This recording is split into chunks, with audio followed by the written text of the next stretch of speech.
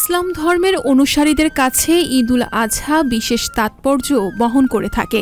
আল্লাহর সন্তুষ্টি লাভের আশায় সামর্থ্যবান মুসলমানেরা পশু কুরবানি দিয়ে থাকেন। কুরবানির পশু হিসেবে গরুর চাহিদা বেশি থাকায় প্রান্তিক কৃষক ও ছোট খামারিরা গরু লালন পালন করছেন। কিছুটা বাড়তি লাভের আশায় ঈদকে সামনে রেখে সকাল থেকে সন্ধ্যা পর্যন্ত গরুকে গোসল করানো, খাবার দেওয়া নিয়ে ব্যস্ত সময় পার করছেন প্রান্তিক খামারিরা। ঠাকুরগাঁও সদর উপজেলার চণ্ডীপুর, গড়েয়া, মিলনপুর, সালান্দর, আখানগর ঘুরে দেখা যায় এমন চিত্র।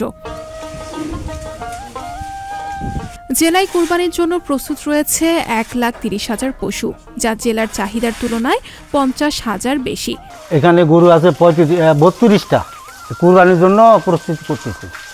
আমরা প্রায় ভালোভাবে গরুগুলোকে পরিচালনা করি এবং খাওয়া দাওয়ার সুব্যবস্থা করি, যেমন খড়, ঘাস আর তোমার খুদি, তোমার ফিট, বিভিন্ন ধরনের খাবার খাওয়াই। কুরবানির ঈদ ঘনিয়ে এসেছে, তাই বাড়তি লক্ষ্য রাখতে হচ্ছে। যত্ন ও খাবারের কারণে গরুর স্বাস্থ্য যাতে কমে না যায় সেদিকে খেয়াল রাখতে হচ্ছে। বর্তমানে গোখাদ্যের দাম বেশি হওয়ার কিছুটা আশঙ্কা থাকলেও ভারতীয় গরু না এলে ঈদের ন্যায্য মূল্য পাওয়া যাবে। বাইরের গরু যদি ঢুকে তাহলে আমরা তো ওগুলো দাম পাবো না, আমাদের লস হতে হবে। যেগুলো খাওয়া দাওয়া করতেছি সব জিনিসের দাম বেশি, বাইরের গরু ওরা যে এখন ঢুকে আমরা কি করবো এখন? তো আমরা চাই জানি ইন্ডিয়ার থেকে বা বাইরের থেকে কোনো গরু না ঢুকে, নাহলে খামারিগুলা অনেক সমস্যায় পড়ে যাবে। কেউ আবার স্বপ্ন দেখছেন কিছুটা ভালো লাভ হলে পরিবার ও সন্তানের জন্য ব্যয় করতে পারবেন এবং পরের বছরের জন্য 2-1টা বেশি গরু কিনে লালন করতে পারবেন।